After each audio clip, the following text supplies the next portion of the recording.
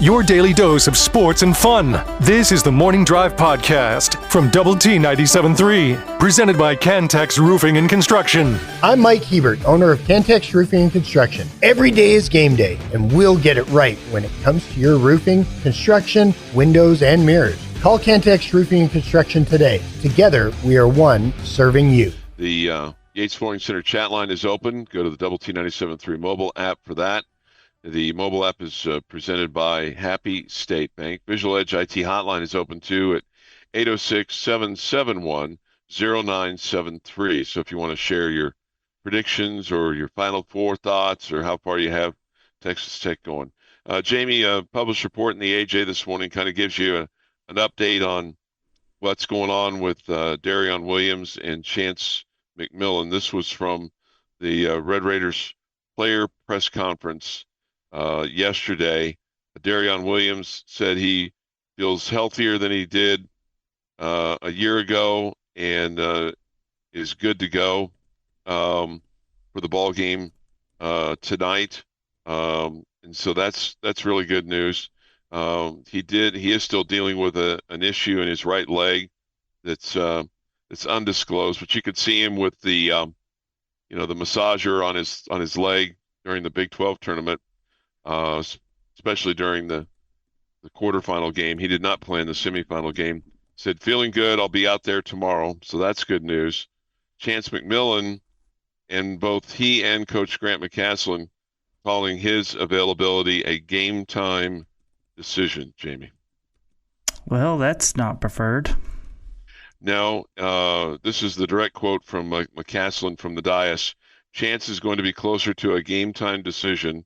We are confident that at some point we'll get him back, just hopeful it's sooner than later. Does not sound like a guy that's going to play tonight. That scares me. Yep, you're exactly right, Chuck. That sounds like he's probably not going to play tonight and possibly could not play on Saturday if you win tonight. So according to this AJ article, the final open practice yesterday, McMillan and Williams both kind of participating. Williams was a full go for the 30-minute period. McMillan did some light shooting but left the floor when the team split off into position group work. I just got to tell you, if you're not participating in the position group work, whether it's working on the inbounds and out-of-bounds plays or the specific plays against the scout team, you're not going to play tonight. I'd be shocked if he played tonight based on that report. But who knows? Maybe he'll get a little help and it will help with the pain. But apparently he was favoring his ribs on close range shots. So Emily Olahu is in a similar situation. He did participate but didn't go through drills with the rest of his teammates. So that kind of gives you a little update on that.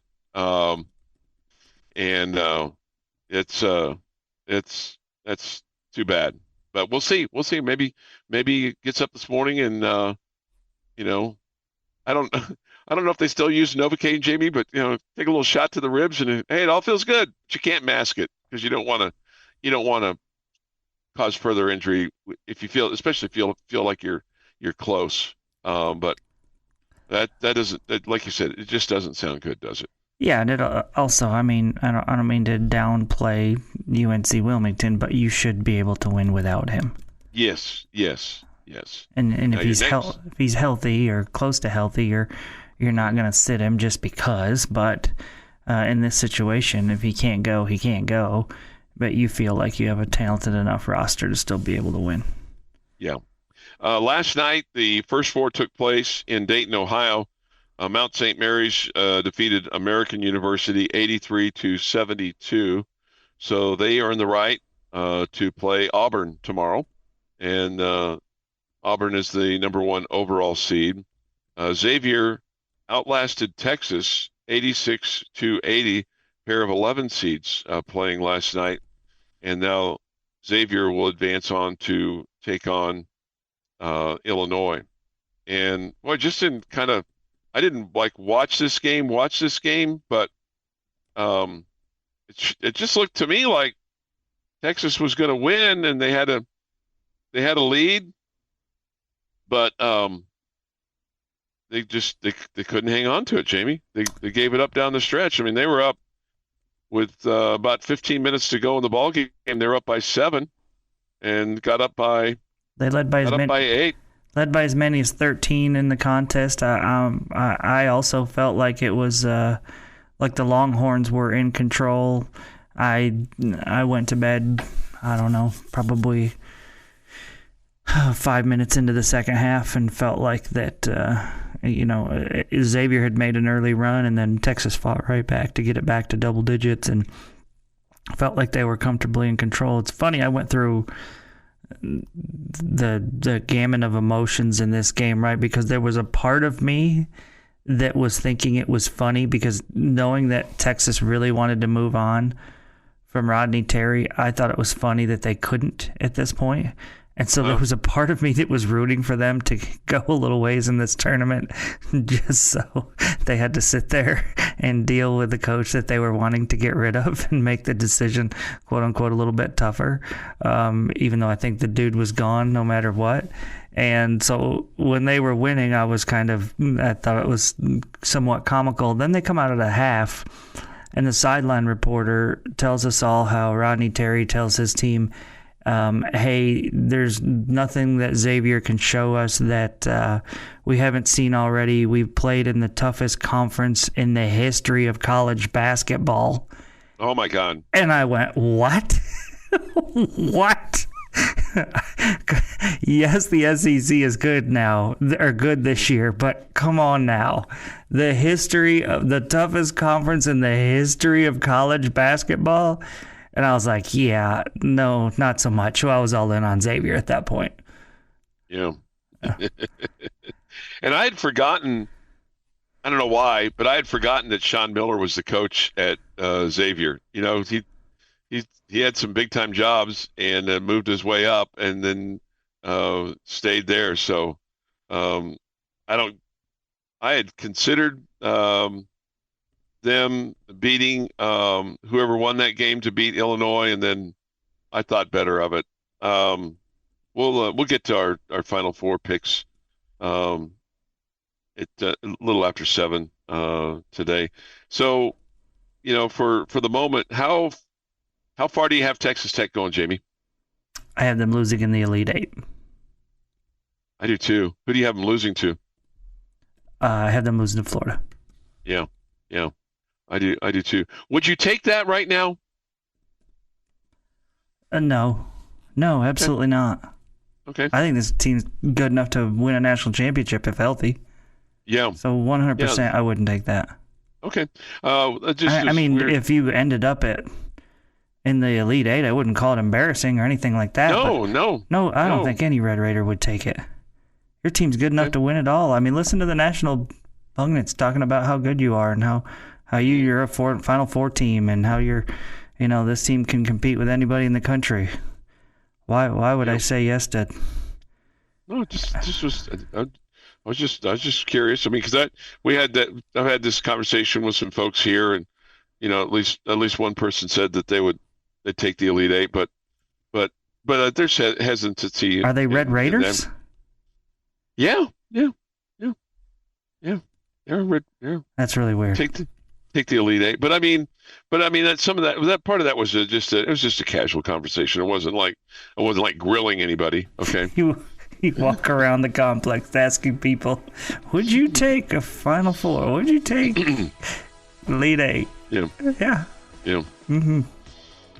Let's see here. This from the Yates Flooring Center chat line. So for 2 years now, we limp into the tournament. Well, I wouldn't call us limping in, but I mean, you can't avoid injuries. I mean, sometimes it's just bad luck. Sometimes it's just, what happens. Yeah, that's a big part of it is luck. Were we injured last year too? I don't remember. Darion Williams was injured going into the tournament last year.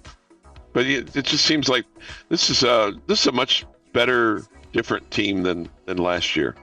I mean, last year, in a way, you're kind of like, okay, just happy to be there after the mess that you experienced at the end of the previous year. Going, man, you had to fire your coach, and you had to rebuild your roster and kind of a new way of doing things. And The Morning Drive podcast from Double T 97.3 is presented by Cantex Roofing and Construction. And with this day in sports history, here is Jeff McGuire. Going to start us off, gentlemen, in 1948. The 102nd Grand National took place. 50-1 shot, Shella's Cottage, first mare to win the Grand National in 46 years, takes the title. Is this thing still run, the Grand National? Yeah. Okay. 1954, 16th NCAA Men's Basketball Championship. LaSalle beats Bradley 92-76. Explorers small forward Tom Gola is named the tournament most outstanding player. Whatever happened to LaSalle? That used to be a basketball powerhouse. Right. The Grand National this year is April the 5th. 1973, Pittsburgh Pirates right fielder Roberto Clemente is elected to baseball's Hall of Fame 11 weeks after his death in a plane crash. Jamie, do you think we'd have that today where it would happen so fast like it did with there's no question Roberto Clemente was going to be a Hall of Famer when he was done because he had gotten to 3,000 hits and he was a terrific outfielder and Pirates had won a World Series under him, blah, blah, blah. But do you think in today's environment that if a player of his caliber were killed like that, his was a humanitarian effort, so there was emotions involved, that he would be elected that fast? Yes. Because I don't. I do. You do? Okay. I do. Why do you think they wouldn't? I don't know. It just feels like people would want time to, go from one to another. I just don't know. I just feel like the process would get slowed up. I think the rules get faded now way more than they did back then. Okay. And so the emotional part of that would absolutely allow him to immediately go in when the next cycle came around, and he wouldn't have to wait for 5 years.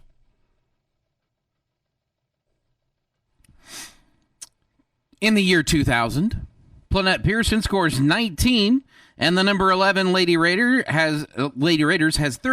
gets 34 points off of number 21 Tulane's turnovers for a Sweet 16 berth in a 76-59 win.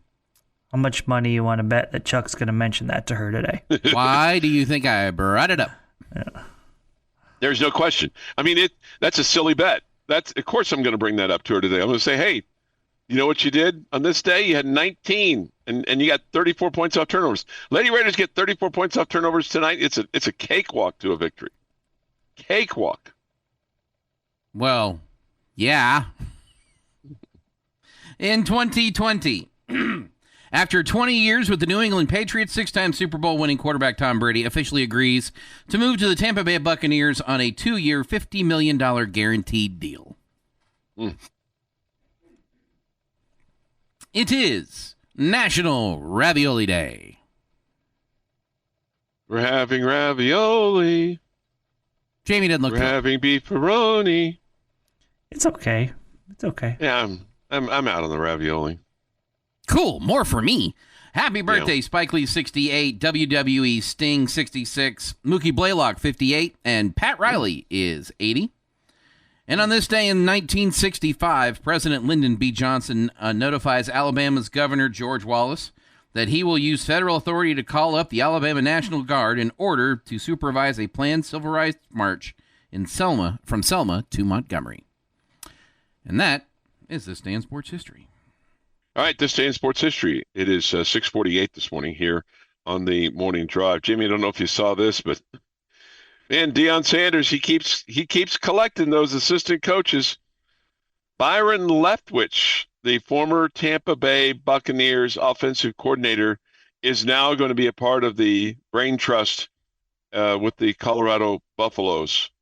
So that's a good addition there. Yeah. I know Tom Brady thought really very highly of him when he was with the Bucs.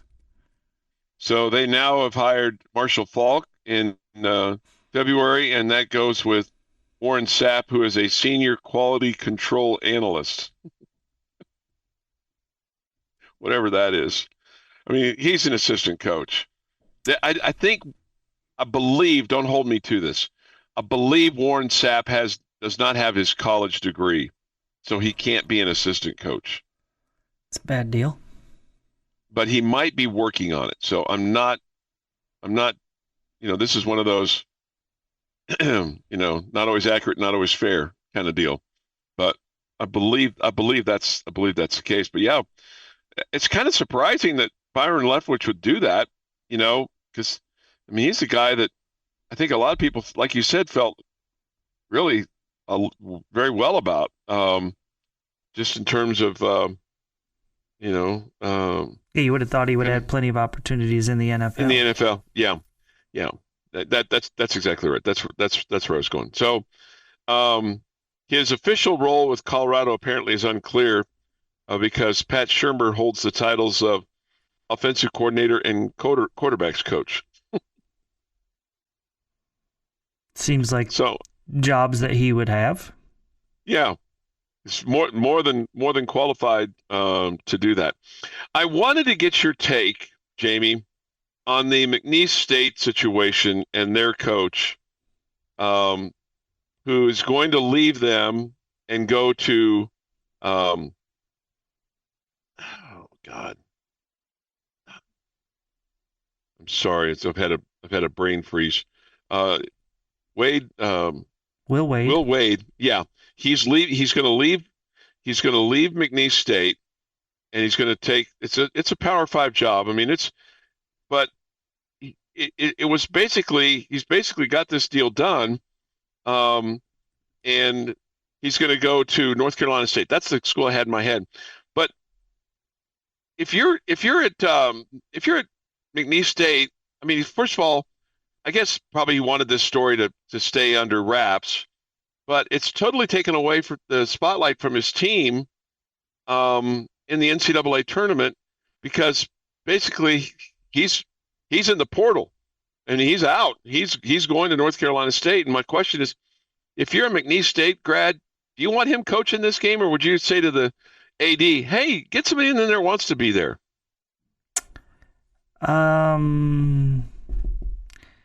Man, not the ideal situation. I'm assuming that he didn't want this story to get out.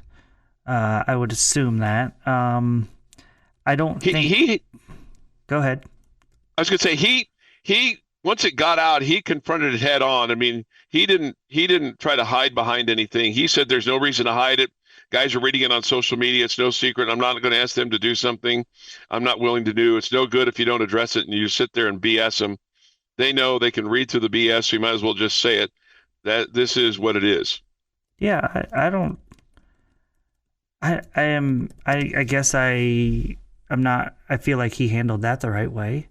Yeah. So we are in this era of coaches and players moving quite frequently, and so probably the players feel less angry about it than maybe they would have 10 or 15 years ago, when you're like, what, coach, you're bailing on me? I'm supposed to be here for 4 years and all that. I mean, this is a guy that's been at Power 5, Power 4. Well, it was probably Power 5 then before, got himself into trouble and lost that job. And so I would guess that all those players are not shocked by this. Yeah. I would want the team to win. I think the best chance for them to win is to have him there as the coach, right? Yeah. And not have somebody else do it. So I guess if I was an alum, while I wouldn't be thrilled with him, or I'd be disappointed that he was leaving. First off, if I'm at McNeese and the coach is leaving for, a school in the ACC, I think I would understand a little bit, right? Yeah. Yeah, this is completely different than, a coach going from one Power 4 school to another Power 4 school. Yeah. And people have said before that, why are people like me so critical of guys going in the transfer portal when coaches do it all the time too? I mean, West Virginia's coach was there 1 year and left again, and times are changing. You're absolutely right. That's a fair criticism, fair comment. It's just whether it be coaches or players, you're just not expected to stick around like you once were. The whole thing's unfortunate. McNeese will play Clemson. It's The Morning Drive podcast from Double T 97.3 is presented by Cantex Roofing and Construction. with Jamie Lent and Jeff McGuire. I'm Chuck Heinz. Yates Flooring Center chat line is open. Go to doublet973.com for that on the mobile app. Visual Edge IT hotline is open as well. Jeff, have you done a bracket yet? I did. Literally so that I would have an answer if you asked me. That is the only reason I have done a bracket. My Final Four is Auburn, Florida, Alabama, Houston, and I've got Houston winning over Auburn in the championship. Wow, we have the same Final Four, and you have Houston winning, and I have Auburn winning. Yep. Wouldn't I'm a little more disgusted at my bracket than you are at yours. Yeah, it kind of surprises me that you did that, just because I know that you don't care for Houston at all. I mean, not the city of, but the university of. Yeah. Yeah. However, I do absolutely respect their basketball program. So. Mm-hmm. Yeah. Who's a suspect, Jamie, do you think, to win it all that people are sleeping on?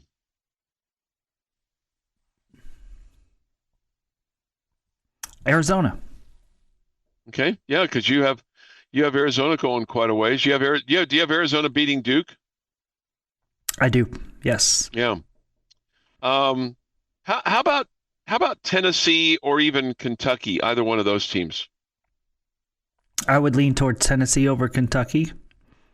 But, yeah, obviously they're both really good teams. Tennessee's been top 10 all season long. Yeah. And then Michigan State, I mean, they were a team that, man, all Tom Izzo does is he just figures out a way to win. And he figures out a way to put together a team. Feels like they've had a little bit of they've been quiet for a couple of years. Yeah. So I wouldn't say that's all he does. Mm-hmm. But he's been a really good coach for a long time. Yeah, he's got it rocking and rolling. Would you be disappointed if St. John's didn't make it to the Sweet 16? No. I wouldn't be disappointed if they didn't make it to the round of 32. There is only one team. I will be disappointed if they don't make it to the Sweet 16. Yeah, there's no game will disappoint me of all of them except the one that involved Texas Tech. None of the others will disappoint me. Okay. Yeah. Okay. Disappoint maybe is the wrong word for you. And we speak about Iowa State. I mean, they're a team that's clearly injured. And I just have them beating Lipscomb. I mean, if they were playing anybody tougher than Lipscomb, I'd probably have them losing, Jamie. Obviously, losing a key guy is going to hurt them, and then you also go back and it feels like Iowa State has been a team that has been disappointing a bunch in the NCAA tournament. Not that necessarily factors into how well they'll do this year, but clearly losing a key guy. I have them winning in the second round too. After the North Carolina upsets Ole Miss, I got them beating North Carolina. You do? Okay. I have North Carolina winning that game. I think North Carolina they looked in the mirror and went, "Hey, we're North Carolina. We're supposed to play better." Like they've had that wake up call. They definitely did the other night. Yeah. Do you think UConn gets past Oklahoma? I picked OU. I did too. Let's see here. This person says, I spent 10 minutes on the bracket and have Tennessee, Auburn, Oregon, and Texas Tech, with Texas Tech beating Tennessee 82-72. I like that bracket.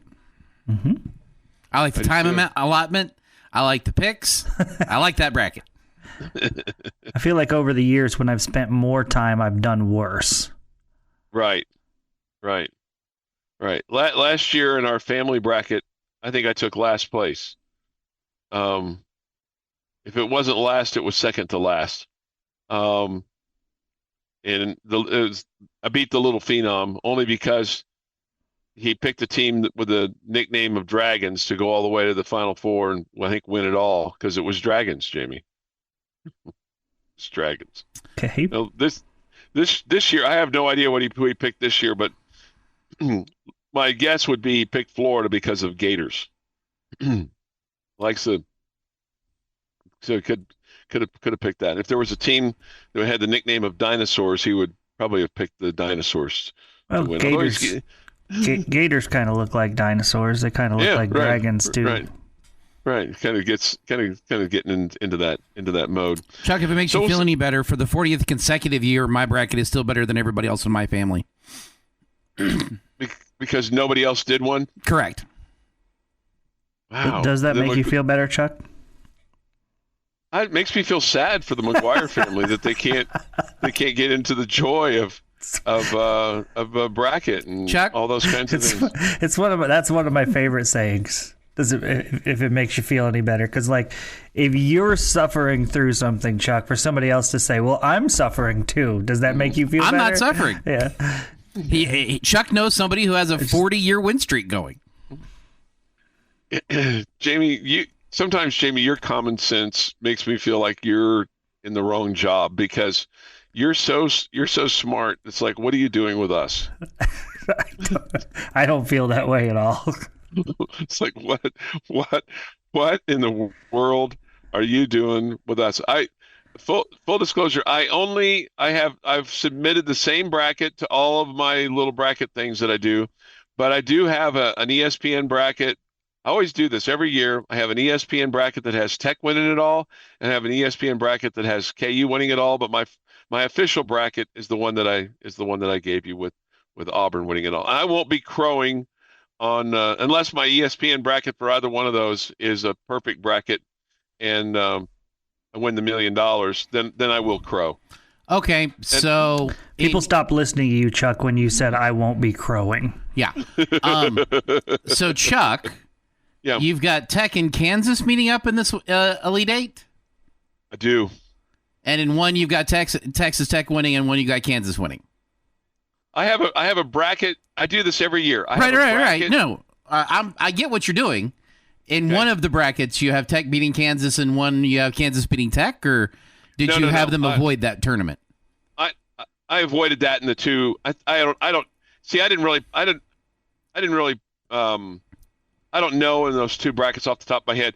In my official bracket, I have Tech beating KU. Yeah. We're not talking about your official bracket. In the one you got Kansas winning, where have you got the Red Raiders falling? Oh, I don't know off the top of my head. And I'm afraid if I go to that, I'll lose you. And you guys may go, oh, go to that. I don't have that printed out. I'll see if I can effort that for you though, Jeff. Oh, man. It is 7:23 this morning here on the Morning Drive. If you want to share your Final Four predictions and how far you have the Red Raiders going, hit us up on the Yates Flooring Center chat line. Go to WT973.com for that, or the mobile app. Tech takes on UNC Wilmington tonight. The Seahawks are 27-7. They're 14-4 in their conference. Their Ken Palm was 105. Okay, their net was 102.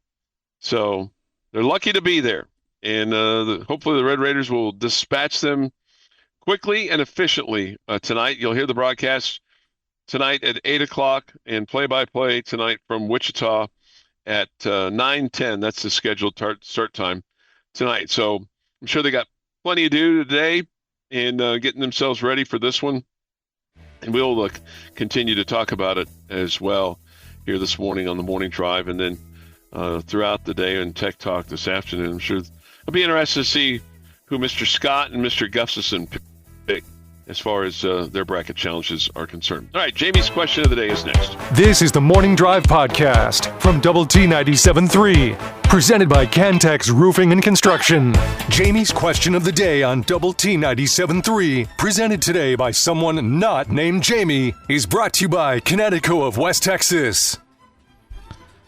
All right, gentlemen, it might be a basketball-focused day, but I'm asking you to put on your NFL owner cap. Because today is when we start hearing about new rule changes for the NFL that are proposed by the owner. Every owner in the NFL, any owner, I should say, in the NFL, can propose a new rule. Some of them, and we've already heard about this year, like trying to ban the tush-push from the Eagles. Some of them are outside of the regular league, like playing surface, where it's being able to negotiate with players before the deadlines that they're pursuing before the league starts. Basically, anything you would like to change in the NFL, now is the time where you can propose that change. What one rule change would you like to add to the NFL?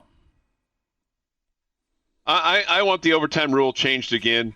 I want, regardless of what happens in the first possession, I want the other team to have a possession, so that if Team A wins the coin toss and goes down and scores a touchdown, Team B still has an opportunity to go on offense and score a touchdown. And I also want the overtime time change from, I think it's 10 minutes to a full quarter of 16 minutes to eliminate any possibility of ties. That's what I want to see. Well, Chuck, you definitely stole my answer, because I that is 100% what I would want changed. It's the overtime rules, not the time. I've not had as much of an issue, but I would like it to be something closer to what they have in college football, where each team gets a shot, whether there's a kickoff involved or whether there's, you just start at the 40 or midfield, whatever. I just want both teams to get a shot on offense and not have a coin flip, be such a major factor in who wins a game. So that would be number one for me. The other one that I continue to want, but at the same time don't want, is I would like for pass interference to be reviewable, and we had that already, and the referees, like spoiled little children, just decided we're not going to change anything. So you can have your little rule all you want, but we're just going to continue to ignore it. So and make ourselves look good, try to make ourselves look good. Really, they were making themselves look bad, so it didn't work. So those would be the two things that I would love. I'm kind of stealing this from one of the rules that's been proposed this year. And it's not that I was dying for this, but I'm a big fan of keeping things consistent and making things easy. And this is actually a rule proposed by several teams right now in the league. So I imagine that this one's going to get passed, because you've got to get a certain number of teams to vote with you. Did you guys know that they aren't allowed to prepare the K balls, the balls they use for kicking, before the game? They can prepare the ball they use on offense and defense, but they can't do it for the kicking game before the game. They have to wait until the game, whatever allotment time it is. That just seems ridiculous to me, that you can't do anything with the ball beforehand. Like, what is the benefit of holding that back? It would be like, okay, cool. In baseball, you can get your glove ready, but the first baseman can't get his glove ready because it's a mitt, and you can't get a mitt ready. You can only get a glove ready. Like, it's that kind of, what are we doing here kind of concept. I'm a big fan of getting rid of that kind of garbage. What are they doing? While I agree with your sentiment, Jeff, that does seem really crazy. How did you even know or care that that's a rule?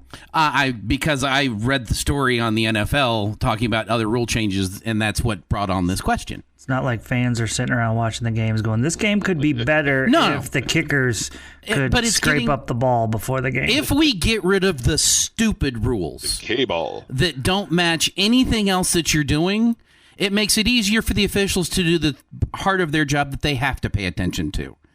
Because there's an official that has to watch those balls before the game to make sure that they're not messed with. We're wasting time. This is a time waste. Let's get rid of the time waste. That's where I'm at. Man, there's so many things that we waste our time on that, man, if we got rid of the time wasters, we'd actually have to work for a living.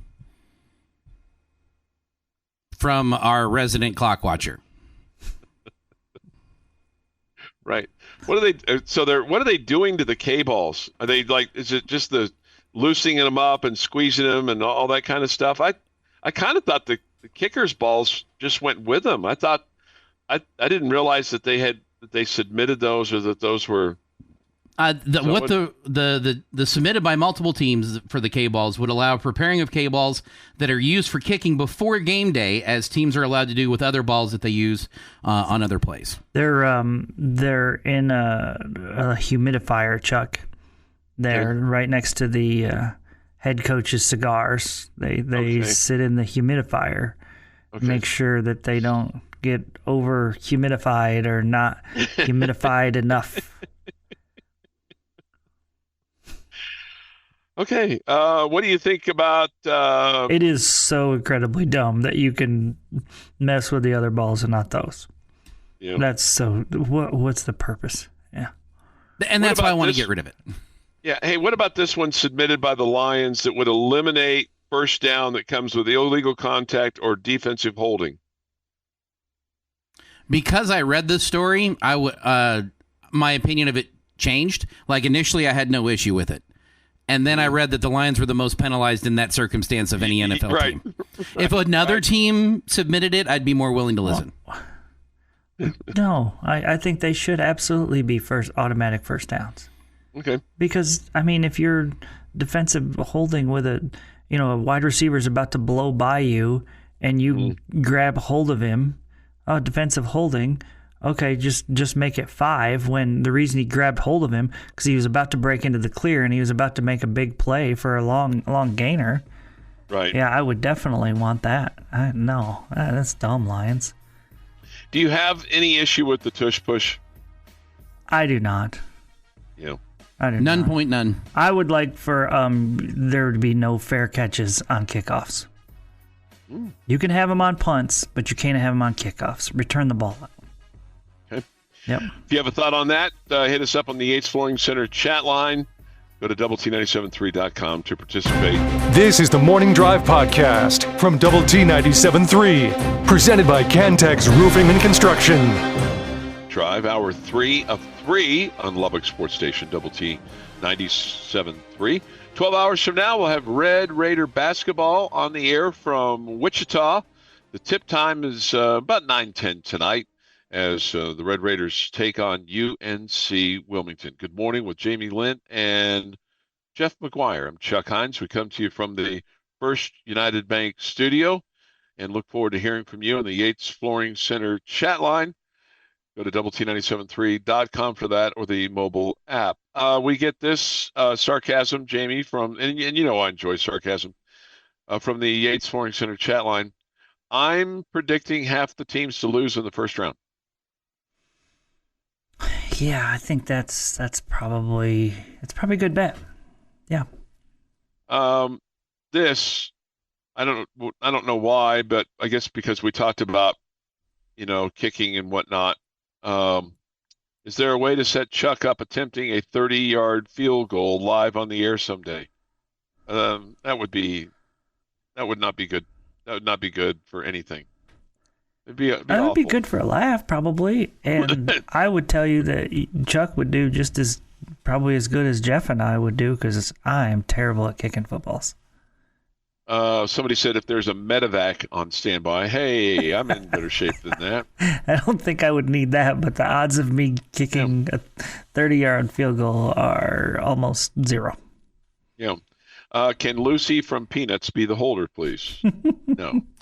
Let's be honest. If any of us were to attempt said field goal, we would have to get one of those metal holders that they use for when they're practicing on the sideline. Because we would not trust anybody up here to hold that ball. Yeah, that's fair. And I also would not trust the person kicking that they would not kick my hand.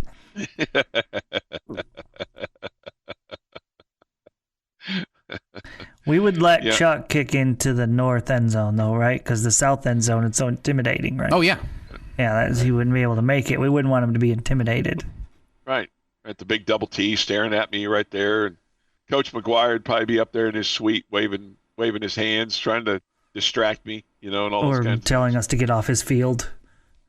I have had that happen to me before. A buddy of mine and I, when the old ballpark in Arlington first opened, a buddy of mine was traveling with the Royals, and I went and stayed with him, and we went to the ball games together. He was doing pre and post game stuff with the Royals, and so we got a tour because one of the TV guys was doing a big feature on the ballpark in Arlington, and so me and my buddy, we were with him, tagged along, and so we decided we'd get pictures of each one of us standing in the batter's box at the ballpark in Arlington, and then be like posing like we were gonna, hit the ball. And this is when the grass was not growing very well there in Arlington. They were having problems with the grass, and so they were real sensitive about people walking on it during when the team was not playing on it. And so I'm standing at home plate, and my buddy's taking a picture, and these Ranger guys were up in the TGI Fridays restaurant up there in the upper deck in right field, and they're screaming at us like, "Hey, hey, hey, get off the field!" And I'm like, "Hey, just 1 second." We got our picture. It's cool. It's good. Yeah. Hey, do you need a conversation starter for the basketball game tonight? Because I got one. Yes, I do. Okay. This is amazing to me. All right. Every basketball court in the NCAA tournament, including the one for the national championship, is built by one company in a very small town of 395 people in Amasa, Michigan. It is a tiny mill community. The skilled workers at Connor Sports have been doing this every year for almost 20 years. Their marketing director says it's a 9-month process getting the courts ready for the tournament. No matter which city hosts these tournaments, the final games will be played on new portable oversized floors sporting the NCAA logo. They have been the official court of the men's and women's NCAA basketball tournament since 2006. How about that? It's pretty cool. It's pretty cool. This company was founded in 1872. There's a total of 395 people that live in this town. I think that's pretty cool. Mm-hmm. Anyway, so there you go. 7:07 this morning here on the Morning Drive. What concerns do you have about tonight's basketball game for the Red Raiders? Oh man, if you started out shooting poorly and Wilmington got some confidence and then you tightened up. Okay. So kind of typical kind of first round tournament kind of stuff where yeah. So that's why I say lean heavily on JT Toppin scoring in the post early. And once you get a lead, that'll relax everybody, and then 3-point shots will become easier. Okay. Yeah, because the last thing you want to do is get tight, right? Correct. Yeah, that wouldn't be optimum. JT Toppin in the total year averaging 18 points a ball game. Darion Williams averaging 14. So 32 of your 80 coming from those two guys, and then Chance McMillan adding in another 14. But he's iffy tonight. He's a game time decision. And I feel like here lately, Jamie, anytime a coach says game time decision, that means the decision has been made. Yeah, I can't say for certain on that one, but it's possible. I mean, that's just how it feels. Mm-hmm.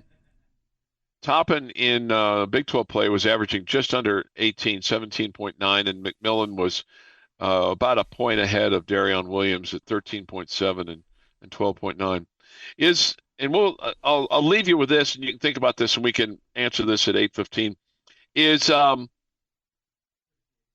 Is Elijah Hawkins an X factor for the Red Raiders in this tournament? We'll get Jamie's thoughts on always that. Always is. Yeah, get Jamie's extended thoughts on that. This has been the Morning Drive Podcast, presented by Cantex Roofing and Construction. Check out our library of Double T 97.3 podcasts at doublet97.3.com.